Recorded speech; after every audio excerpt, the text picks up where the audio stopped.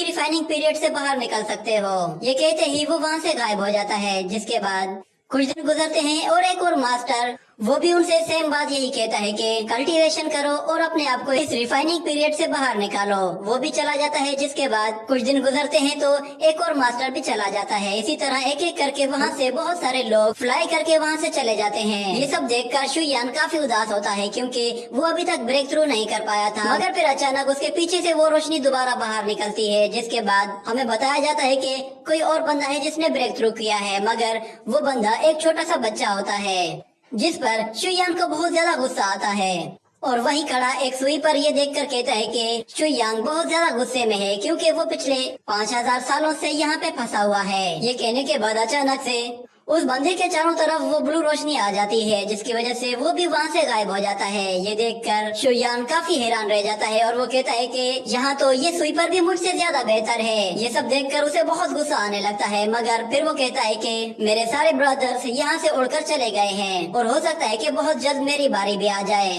ये कहने की ही देर थी कि वो ब्लू रोशनी नीचे आती है, मगर इस मर्तबा वो शुयान के ऊपर जाने के बजाय एक डॉग के ऊपर आती है और वो डॉग भी वहाँ से उड़कर चला जाता है। ये देखकर शुयान कहता है कि मैं पिछले हजारों सालों से यहाँ पे मौजूद हूँ और मैं अभी तक ब्रेक थ्रू नहीं कर पाया।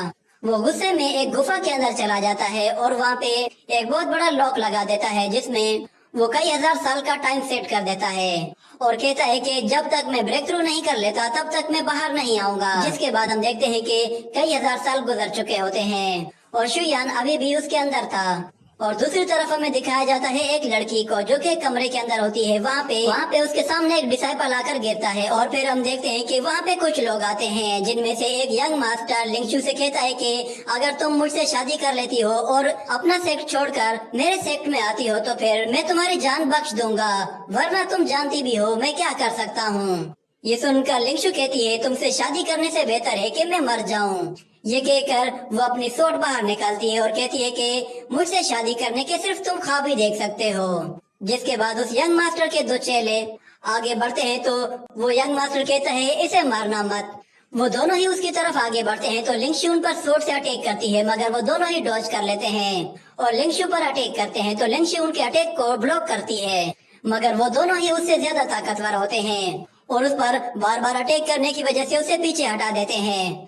तो लिंगशु उनसे लड़ने की बहुत कोशिश करती है, मगर उनकी ताकत लिंगशु की ताकत से कई गुना ज्यादा थी जिसकी वजह से वो उनका मुकाबला नहीं कर पा रही थी। और दूसरी तरफ हमें उस गुफा का सीन दिखाया जाता है जहाँ पे बहुत गहरे बादल छा जाते हैं और हर तरफ बिजली कड़कने लगती है क्योंकि शुयान के बाहर आने का वक्त हो चुका था और वो टाइमर रुक जाता है। जिसके बाद हम देखते हैं कि उस पहाड़ से बहुत तेज रोशनी निकलना शुरू हो जाती है और फिर हम लोग शुयान को देखते हैं। वो बिल्कुल बूढ़ा हो चुका था, उसके बाल भी सफेद हो गए थे, मगर वो अपना पैर जोर से जमीन पे मारता है जिसकी वजह से बहुत ज्यादा एनर्जी जनरेट होती है और उसी के साथ साथ उसकी एज फिर से रिवर्स हो जाती है और वो फिर से जवान हो जाता है। और वो कहता है कि मैंने फिर से 10,000 साल की रिफाइन की है, मगर इस मर्तबा भी कोई फायदा नहीं हुआ। मैं अभी भी फाउंडेशन लेवल में ही हूँ। मैंने इस गुफा में हजारों साल बिता दिए। मेरा अब सेक्ट यहाँ पे मौजूद नहीं है, न ही मेरे कोई भी साथी जिंदा बचे हैं और मैं फील कर सकता हूँ 10 एल्डर्स का ऑरा भी डिसअपियर हो चुका है और शेंगबाओ बिल्डिंग, क्यानजी पवेलियन और लिंगशेंग रूम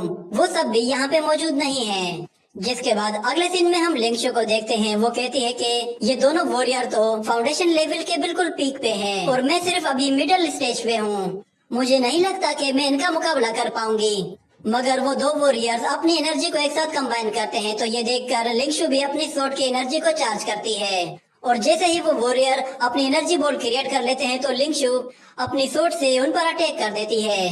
तो वो दोनों भी अपनी एनर्जी बॉल उस पर थ्रो करते हैं तो लिंगशु की सोट जैसे ही उनसे टकराती है तो वो पीछे हट जाती है और लिंगशु को उस एनर्जी बॉल को अपने हाथों से ही रोकना पड़ता है, मगर वो एनर्जी बॉल इतनी ज्यादा पावरफुल थी कि वो उसे बहुत पीछे धकेल देती है। तो वो यंग मास्टर उसके पास आकर उससे कहता है कि ये सब लोग फाउंडेशन लेवल के बिल्कुल टॉप के हैं, तुम इन्हें नहीं हरा सकती। यहाँ तक कि मैं फाउंडेशन लेवल से एक स्टेप पीछे हूँ, मगर मुझे लगता है कि मैं भी तुम्हें आसानी से हरा सकता हूँ। इसलिए तुम्हारे लिए बेहतर यही है कि तुम एक अच्छी औरत की तरह मेरा बिस्तर गर्म करो और मेरे पैर धोकर मेरी खिदमत करो, इसी में तुम्हारी भलाई है। मगर लिंगशु कहती है कि इससे बेहतर है कि मैं मर जाऊं और फिर वो दिल ही दिल में कहती है कि चाहे कुछ भी हो जाए मैं इन लोगों को अपने पास नहीं आने दूंगी।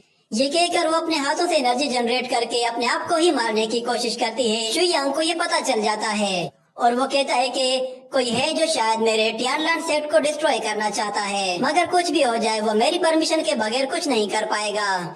जिसके बाद हम लोग लिंक्शु को देखते हैं, वो अपने आप को मारने के लिए बिल्कुल तैयार थी और वो यंग मास्टर कहता है ये बिल्कुल भी ठीक नहीं, ये तो खुद को ही मार रही है। और जैसे ही वो खुद को मारने वाली होती है वहाँ पे शुयान आ जाता है और उसे रोक लेता है। तो लिंक्शु उसे देखकर हैरान खड़ी होती है और वो कहती है ये कौन है। और वहाँ मौजूद सब लोग उसे देखकर हैरान खड़े होते हैं और वो कहते हैं कि तुम कौन हो, तुमने तो मुझे डरा ही दिया था, मुझे लगा कि शायद यहाँ पे मास्टर आ गया है। और वो यंग मास्टर शुयान से कहता है तुम्हें क्या लगता है यहाँ पे कोई चूहे बिल्ली का खेल चल रहा है और तुम बीच में डॉग बनकर आओगे और बीच में भौंकना शुरू कर दोगे तो ये सब कुछ खत्म हो जाएगा। मगर शुयांग कहता है कि मैं तुम्हें यहाँ पे मारने आया हूँ, बताओ तुम किस तरह मरना चाहोगे। तो एक ओल्ड मैन उससे कहता है कि तुम दिखने में भले ही अच्छे हो मगर तुम बहुत ही बेवकूफ हो, क्योंकि तुम अभी सिर्फ की रिफाइनिंग पीरियड पे हो और तुम हमें चैलेंज कर रहे हो। मगर फिर दूसरा बंदा कहता है तुम जरा सब्र करो, मैं इसे अपने हाथों से ही मसल कर आता हूँ। ये कहकर वो शुयान पर हमला करने के लिए आता है तो शुयान अपनी एक फिंगर से ही एनर्जी अटैक करके उसे वहाँ से बहुत दूर फेंक देता है। ये देखकर सबके तोते ही उड़ जाते हैं और फिर शुयान बहुत ही तेजी से उनकी तरफ आगे बढ़ता है और कहता है मैं तुम्हें वैसे ही मारूंगा जैसा तुम चाहते हो।